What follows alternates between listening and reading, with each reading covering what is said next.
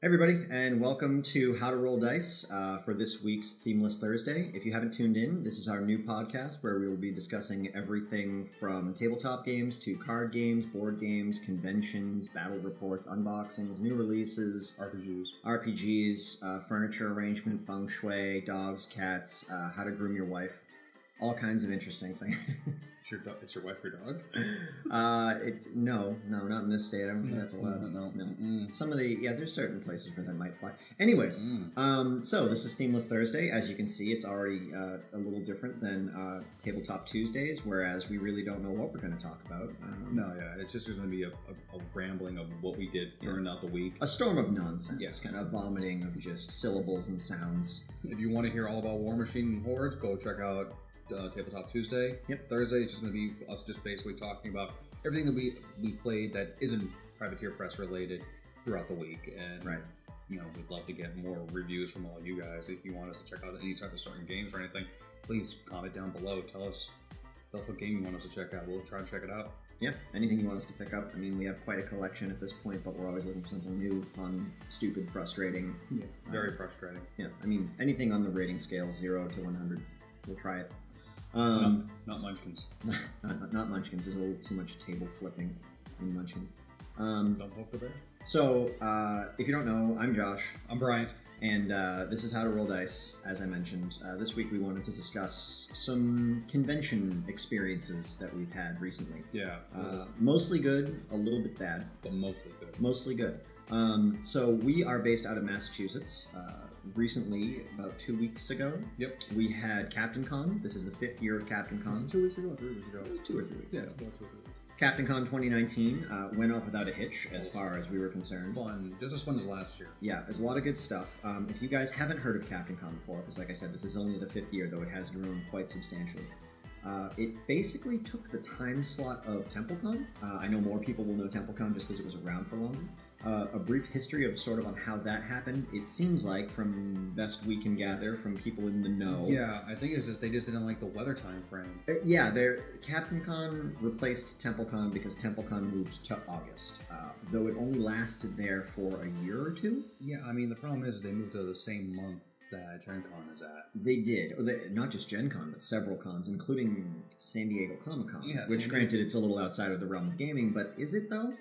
Yeah, I mean if I'm sorry, if I'm going to spend money, I'm going to go to like you're going to go to two of the you're going to pick the more established, sort of more elaborate convention. Right. And if you can get a hotel room, go to GenCon. Exactly. So more on that in a moment. But so CaptainCon was great. Huge War Machine and Hordes presence. Also tons of other gaming, obviously. All those Guild Ball. We picked up Guild Ball while we were there, both physically and learned how to play. So we picked up the starter box. Physically and spiritually? Physically and spiritually picked up Guild Ball. I've now won with Guild Ball. Sure. Very good game. We also played a few demos, a few pre-releases, a few Kickstarter games were there. There was, I want to say, at least a dozen vendors, maybe upwards of 15, 20 vendors there. And everyone had everything you needed. And all the local vendors were really awesome. Like if they didn't have something and you really needed it, they would like call up their people and be like, "Hey, you're coming tomorrow. Bring this," and they would bring it for you. They were awesome. We had one shop. It's actually a local shop here, the Wiz. They were the Wiz sponsorship. Not really though. But if you if you want to sponsorship, that'd be amazing. Free paints. That's just free paints. So the Wiz was there, and actually my wife needed a Harbinger. We couldn't find the Harbinger anywhere. There were tons of massive sections of War Machine and Hordes, and nobody had a Harbinger. So the Wiz was actually kind enough to both order it while we were there for in-store delivery, which they're only about 15 minutes from where we live, and also give us the convention discount rate, which was 20%. Yeah.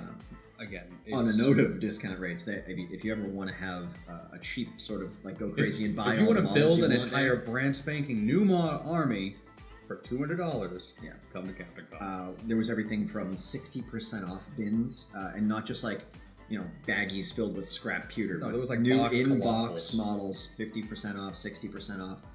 The War Store, if you guys know the War Store, based out of New York, great online shop. They had a buy one get one sale on all Privateer Press No, it might have been Privateer Press, or it might have been War Machine Hordes. It was everything Privateer Press. They did buy one get one, so you of equal value.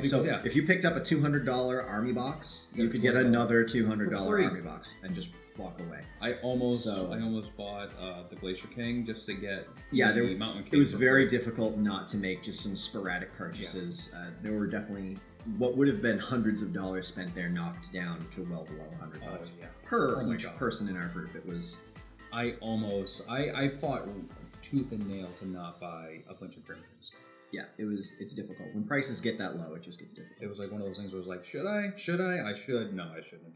So we also volunteered. This was our first year volunteering as part of Captain Con. It was super fun. I took some overnight shifts, that nice sweet 2 a.m. to 6 a.m. morning spot where the only person around is the janitor who's vacuuming. And I worked mostly the morning shifts. Like mid afternoon or late afternoon. I believe you were supposed to relieve me, but then it ended up switching to sort of the 10 to which was still 10 fun. to 2 shift. It was a 10 to 2 shift, and then we got out and had a great time. Yeah, so tons of fun, tons of gaming. They actually had a Masters for War Machine Hordes. Next year, we've discussed with the guys that host Captain Con, we actually want to live stream to Twitch or YouTube, wherever works. We want to live stream the Masters, assuming they have another one, and also probably do some live podcasts while we're there. The two of us bringing in some vendors, bringing in some guests, talking to the hosts of the entire convention. And plenty of photos. We're going to be taking a bunch of photos next year. We really want to get the media out there because it's a great convention. It's amazing. Great con run by great people. Yeah. Everybody's the whole atmosphere is very respectful. Like people bump into you, like, oh, I'm so sorry, and it's like, no, I apologize, and then just walk off. Paul, if you're watching, thanks for all the help and the taking our photos and sort of doing with them what you will. Yeah. But yeah, it's a great time. Continue to take our photos. Over the next 3 or 4 years, it's really going to get up there. It's going to be on the circuit. If you hadn't seen, Privateer Press actually promoted it on their page. They wrote a little insider article just discussing that Captain Con is a thing, and yes, it's happened the same weekend as LVO, I believe. But I mean, totally opposite ends of the country. So if you're on the western half of the country, go check out LVO. I'm sure it's a great time. Las Vegas seems like a fun place. I would love to go to LVO at least just once. Yeah, but for us over here, especially in the New England area, we can be a little lacking on conventions specifically geared towards gaming. I know there's PAX Unplugged now in Philadelphia, but Captain Con was there first, damn it, and we want to support them. So Captain Con all the way. And briefly, before we move on to the negatives, because we'll try to tilt this as heavily as we can in the positive direction beforehand. There was a vendor there for the Armory store, and I believe they're down in New Haven. Yes, they are great guys. They are one of the ones that had like the 60% off bins. Yeah.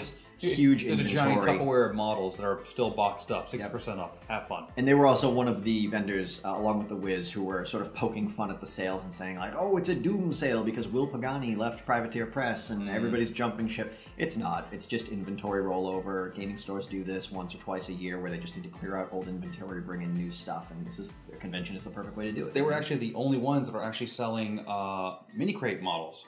They were. They had mini crate models. You were allowed to open them and see which model it is, because if you've ever seen a mini crate box, it's kind of just a neutral white box with the Privateer Press logo on it. It's a crate. So it's a crate, yeah. It's just a blank crate. Yeah. They were actually all, they had reboxed them into wooden crates stuffed with hay. You had to crack each one open with a pry bar. There was a line of people waiting. That'd be so hard. It was next year, maybe? It could be fun. That'd be great. Oh my God. Liability insurance, that's where the problem is. I don't know, you just sign a waiver, right, when you walk Waiver, in. there you go. Waivers. 18 plus. 18 plus. Pry bar, get in there, little hammer. Yeah. Good stuff. Can I use a battle axe? Bring your own. BYOBA? BYOBA? Yeah. Bioba. Bioba. Strictly Bioba for crate opening for recrated mini crates at the Armory, Captain Con 2020. Be there. It's going to be fun. So back to the Armory. They're a local vendor. Again, great guys. They're actually starting up their own convention this coming October. It's going to be their first year. Yeah. It's going to be called ArmorCon. Armor spelled ARMOUR. Yes. Which .net. Am I crazy, or is that not normally how you spell armor? I don't know. ARMOR, I thought? I don't know. It's late. I just drank. I don't know things. Yes. No one's quite sure. But ArmorCon looks really good. It's going to be in Framingham, Massachusetts. It's in a hotel, just like most of the best conventions are. So it's in the Sheraton. You can go upstairs, take a nap, come back downstairs, play a game at 3 a.m, have a beer if you can find a bar that's open. Probably can't, but maybe you brought your own. You don't know. It's BYOB. BYOB. Also, bring your own battle axe. So beer and battle axes, you should bring them in tandem to any convention you go to. Just not together at the same time. And don't mention us when you get arrested. So that's going to be a full, sort of full spectrum gaming convention. They have specified, though, they're going to have a big presence for War Machine, Hordes, Warhammer, I believe Warhammer 40k as well. I believe they wanted to run a 40k tournament. Which now I'd be interested in checking out. They're trying to get as many sort of promoters, people that can run events together as possible on top of vendors. We've already reached out to them and said, hey, can we provide media coverage? Can we podcast? Can we cover big games? I think they're working with Privateer Press on getting a Masters together. Yeah, they're in talks with Privateer Press on getting a Masters together, which would be amazing if that's 2 Masters in the New England area within a year. Exactly. 2 Masters a year within driving range for anybody in the New England area. For us, it's about an hour and a half drive to Captain Con, and then to Framingham's going to be 20 minutes? 20 minutes, half an hour tops. 20 minutes. We can come home if we wanted to. Same take a town shot. my wife is from. So yeah, we're local. First year means that there might be some struggles. The crowd might not be quite what you'd expect from a full-scale convention. But the more people that find out about it, the more people that sort of are willing to put down whatever the fee is going to be for a weekend pass. $60, $70. There's also, we found out this year only, there's a founders pack where you can basically sign up to help support the convention going forward and just sort of give them that financial backing that they need to get off the ground. Which I'm 100% interested in. We're very interested. It's the kind of thing that it's worth putting your money towards because it's going to pay it forward for years. If it turns into a successful convention. Yeah. I mean, the fact that you just throwing out a little bit extra money down will help a con grow a little bit longer. Yeah. So we're excited about that, and we're working with them, staying on top of news as it comes out. Tickets will be going on sale in April, so definitely check those guys out. I believe the website is armorcon.net. Armorcon.net, ARMOUR. That may be the normal spelling. I might just be confused, but I'm going to keep repeating it because I feel like it is. No, you're working on 1 cup of coffee. So. Yeah, exactly. I'm not quite there yet. So on to the more negative convention news, and. I don't want to come off as just... We're not spiteful. We're not trying to talk down about anybody. It's just trying to be bitchy whiners or anything. It is a crappy situation to happen to anyone. Right. And I'm not specifically putting blame on anyone because I don't want to. I was a little heated when it first happened, and I'm trying to sort of take it down a step and realize that mistakes happen, and we just happen to be the ones that got shat on, and it's sort of soured all of us on this. But let's get into it. So... GenCon. If you don't know about GenCon, you're dead, or brain dead, at least. One of the two. We don't have brain dead people calling in. No. If you are brain dead, feel free to call in. We might just place you on hold for the duration of the call in, like there's a number. Yeah. I like that. Call in now. Call in now. If you know the number. The number's below. The number's below. It won't be, but if it is, call in. If we get random phone calls, I'm gonna be freaked out. It's gonna be terrifying. The NSA. They're going to find us. Mm-hmm. Call in. Yeah. So we signed up for badges, or we purchased badges for GenCon this year. I myself have attended GenCon since about 2007. Last year was my first year. Your first year. Ever. We also had one other person this year who was going to be their first year. They purchased a badge. We were all very excited. Over the years, if you don't know, GenCon has changed their housing situation from a first come, first serve. Or actually, let's take this back even further, just in case you don't know. Largest gaming convention in America, if not the world. In America, I guaranteed. I don't know about definitely in America. There might be some European Open that we don't know about, but 40K, I believe they're based out of the UK. Yeah, if they have their own museum now. There you go. So largest gaming convention in America for non-digital gaming. I'm sure PAX holds the title for digital gaming or something like that. I would assume so. But basically, it's a massive convention. I think tens of thousands of people in attendance every year. And it's held in downtown Indianapolis. Now, downtown Indianapolis is a fairly large urban area, and there's quite a few hotels, several of which are even connected to the Indianapolis Convention Center, which is where the convention is held. In the past, the way that that's worked is you buy your badge, and once you've bought a badge, you have access to the housing portal as soon as the housing portal opens. So it's usually your badge comes out, say, badges are available, say, January 1st, and the housing portal is open January 30th. or something like that. Housing Portal was first come, first serve, going back maybe 3 or 4 years. And you just sit around the table, everybody's got a laptop. Yeah, just keep it Housing Portal opens up at noon on Sunday, say Eastern Standard Time, noon on Sunday. And you and your buddies would hang around. You'd all have your laptops. Maybe one person would be working off a tethered cell phone. Another person would be on Wi-Fi. Another person would be using some kind of mobile router, just so you're all pinging different IPs. Yeah. And right at noon, you'd all hit refresh. The hotel list would come up. You'd try to snag one of those connected hotels because then you can just cross a catwalk and go from hotel to convention anytime you want, which is amazing. And sure, you'd have to pay a premium, $300, $350 a night for a 4-person room. But you're there for 3-4 nights. You split that 4 ways, maybe 5 ways if somebody doesn't mind sleeping on the floor or a cot. And you have yourself a great time. And the cots nowadays are not uncomfortable. Yeah, it's not a military cot. It's like a reasonable cot. I think military cots are very comfortable. And you would know. I haven't quite experienced that yet. They're fun. So we have been going for a while. And we want to expand our group of friends. So this year I bought a badge, Brian bought a badge, our friend Chris had bought a badge. And we know that the housing system has changed. The way the housing system works now is it's a random lottery. Once you've bought a ticket, your name basically gets thrown into a hat. And on the day of the housing lottery, the hat opens up and one name comes out and they assign that, say, 12 noon. And then they pull another name out and that gets assigned to 12 noon plus 1 second. And then 12 noon plus 2 seconds. And it sort of just randomizes through that. So I don't know where I read this online. I was skimming through a bunch of forums because I was worried that we were going to get crappy draws for the housing lottery. And if you get a draw that's more than, I want to say 30 minutes after the lottery opens, you're going to be staying 15 or 20 minutes outside of Indianapolis. You're going to have to rent a car or take Ubers. It's going to be a 20 to 30 minute drive in plus parking every time you want to get to and from the convention.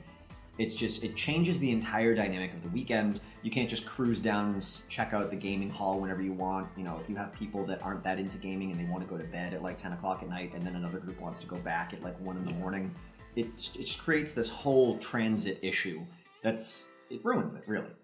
It makes it not worth the effort and money to go, in our opinion. Yeah, you spend more money on taxis than you do on games and stuff. So we were reasonably concerned that we weren't going to get a room downtown. We had done some research, or I had done some research, and I found a couple people that had done some math on the attendance numbers, the number of proposed hotel rooms that were available. And it basically came out to, if you had a party of 4 people and you were doing 4 different lottery polls, you were likely going to get at least one that was within the window where you could get a decent room. Maybe not connected, but somewhere in the greater downtown area where you could maybe walk, if I can walk to the take a quick taxi or a quick Uber, not a 20 or 30 minute ride. So there were 3 of us. So we figured, okay, if it's a 100% chance with 4 people, call it a 75% chance with 3 people. We figured those were even a odds. 50% chance. 50%. I'll take a coin toss. Yeah. So the lottery poll came up, and the best we got out of the 3 of us was 4.5 hours after lottery opened. Yeah. We had 4.5 hours, we had 5 hours, and we had 5.5 hours. 5.5. Were our 3 lottery polls, which doesn't seem very random to me. Like if we had one within the first hour, and then one 3 hours later, and then one 3 hours after that, fine. That's an even spread. Random, I get statistically random and even aren't the same thing. They're actually almost opposite. But we were hoping, So anyways, 4.5 hours go by after it opens. I open up the housing portal. We used my ticket at 4:30. He had the 4:30 poll. The nearest hotel was 22 minutes up the highway outside of downtown. It was like a little dinky motel, like a no-name motel. Now, last time we stayed outside of the city, but we rented a car, we flew there. Right. This year we were planning on driving. We were going to drive. We're trying to make this an efficient, money-efficient trip. Yeah. So we're going to drive and put the money into the hotel versus fly and do a cheap hotel and rent a car.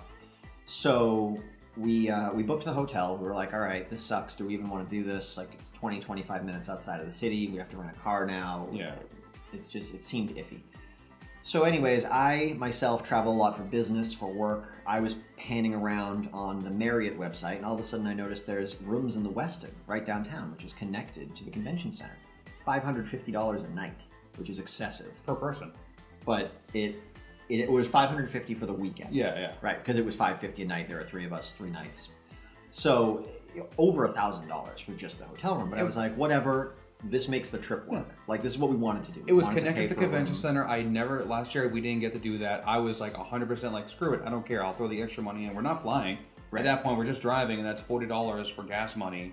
Yep. Sure, I'm down with throwing down $600 for a weekend of staying connected to the hotel. That'd have been amazing. It's been absolutely amazing. So I noticed the room on Marriott. I jump back over to the GenCon housing portal, and there it is. $546 a night, Westin, connected to the convention center. I click on it. Rooms available. Beautiful. The only room size was a king bed plus a pull-out couch. There's 3 of us. That works. So I get the room. I put my credit card information in. It takes it. It says room confirmation. I get a confirmation email. We're ecstatic. I let the other 2 guys know, Brian and Chris. And I'm at work. I'm losing my mind. Chris is at work. He's losing his mind. It was literally a victory. So, come to find out, I want to say it was 2 or 3 weeks later, I get an email from a random worker at Marriott. Oh, I forget the woman's name. But it seemed kind of like a robotically generated email. And it basically read, we're sorry to tell you that there was a glitch in the Marriott GenCon housing system, and rooms were made available that were not available. And due to this error, your reservation at the Westin for the weekend of GenCon has been canceled. Period, full stop, no, sorry, here's, some alternate accommodation we can provide you. Here's some kind of, restitution for this horrible situation we've now put you in, because now we have no hotel room. Yeah. We had canceled the hotel that we booked 25 minutes out the city because 2 full weeks went by, and we had no news. We had booked the Westin room. It was good. We were like, all right, we're all set. Cancel the other room. And then we got this email, and it basically just said, hey, see that rug you're standing on? We're just going to pull it out. And sorry, you have no room now. So we kind of just talked about it for like a day, and we were like, what can we even do? I mean, at that point in time, we couldn't do anything. There was nothing. All we had was badges and no chance of getting a room. It was 2.5 weeks from the date that the lottery had happened. Like, there was nothing we could have done at that point. And I think I even went and checked at the housing portal, and there were still rooms available, but they were at like the 30-minute mark, like 20 or 30 miles outside of downtown Indianapolis. I mean, at that point in time, I would have much rather taken the first room that we got. Yeah, it would have been 20 minutes away, but right. I'm not driving 30 to 45 minutes to go to the con to try and hope to find parking. So anyways, we ended up just going online, canceling our badges, sending, I wrote a pretty wordy email to GenCon saying, I realize you guys are trying to do your best, but frankly, we're not interested in going through this nonsense anymore. Like the last 2 or 3 years, it's been hell trying to get a half-decent room. And again, I'm sure there are people that have been going for like 50 years. GenCon's been around for quite a while. But I've been going since 2007.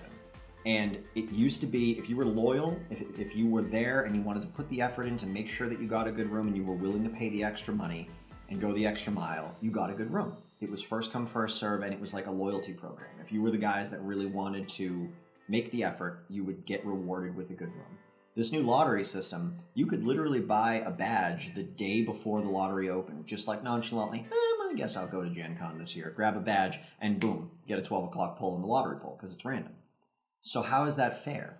How is that in any way fair to your guests and sort of the clientele that have been going to this convention for years, for decades? It doesn't seem to be. It just seems kind of messed up. I get that there's a lot of people that go to GenCon. Huge convention. What really irked me the most was that the hotel didn't go, listen, we apologize. This sucks. How about we guarantee you a room for next year? Right. Literally nothing. That's all you had to do. The email was just, your SOL. Compressed down, it was, Bye. Your room is gone because we screwed up. Period. Yeah. That's it. At the very least, that's all it was. At the very least, they could have been like, listen, there's nothing we could do this year because it's already so late, and we apologize. We're going to book you a room 100% guaranteed for next year, how many are going. Right. In which case, then I would have been like, you know what? It sucks that we didn't go this year, but you know Thanks for taking care of it. Next year, we're taken care of, and we'll be fine. So even I would have paid it still at full price. Not even a discount. Just guarantee me a room for next year, and I would have been happy. So that left a bit of a sour taste in our mouth, and we kind of just said, all right, we're going to take a step away from GenCon for now. We've got the Captain Con convention, we've got the ArmorCon convention that's starting up. And we've been talking about possibly throwing in a random different big con. Just to go somewhere. I mean, there's Lock and Load out in Seattle, which is hosted by Privateer Press. There's Adepticon in Chicago. Las Vegas Open, we just mentioned, granted, it's the same weekend as Captain Con, so we don't want to mix things up like that, but I believe there's one in Orlando, Florida that we looked up. There's a couple in the D.C., Maryland area. There are alternatives out there. There's PAX Unplugged in Philadelphia, though it's a little tricky to get to because it's got the PAX branding on it, so tickets kind of go tickets sell out quick. They do. And I'm sure Philadelphia is going to run into the same issue as Indianapolis with housing. But at least, again, Philadelphia is like a 5-hour drive from us, a 5-6 hour drive. So it sort of tilts it in the more convenient direction. I would love to go to Lock and Load. Lock and Load's great. Seattle's a great place. Love to go there. So yeah, kind of shitty luck. Yeah. But I mean, like I said, we've been talking about possibly going to different cons anyway. So that kind of almost made up our mind for us. Like, maybe we should. Maybe GenCon's off the table for the beginning of August, and now we have ArmorCon in October. So we're just going to kind of shift our money over there and, donate as much as we can, time-wise, financially, attendance. Try to let our friends know about ArmorCon and make that happen. So, versus spending upwards of, $2,000, $3,000 as a group to hoof it out to GenCon and then have a experience because we spend an hour and a half to 2 hours every day sitting in traffic, finding parking, paying for parking, staying away from everything, staying out in the boonies. It wouldn't have been, the GenCon trip wouldn't have been worth it. Yeah. So I feel like we're coming up on time here. Sorry that this entire first episode was kind of just a rant about conventions. I swear we are going to talk about games going forward. We want to stay sort of on point with our current recent experiences, and that was our most recent gaming experience, unfortunately, that stands out. Our most recent gaming experience is that you guys found out that I'm a dick in Dominion.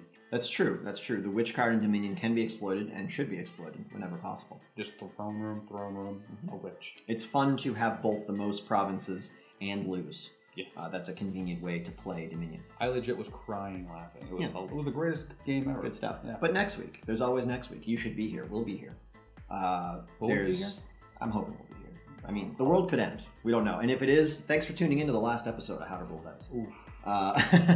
But so we do have more stuff on the table. We swear Guild Ball, Dominion, Rising Sun, Scythe with all of its lovely expansions. Actually, all the expansions for Rising Sun all as the well. Expansions of Rising Sun. Rising Sun's a fun game. Model assembly, painting, all kinds of good stuff. So coffee. Coffee. Yeah, coffee's great. We hope you guys enjoyed our little venting situation here. We hope you had better luck. We hope you're going to GenCon and you're going to have a blast. And post pictures. It'll be great. We also hope to see you at Captain Con in the future and ArmorCon in October if you can. Like I said, I believe tickets go on sale in April. Check them out. Yeah. So it's been good, guys. We'll see you next week on Tabletop Tuesday. Have a good one.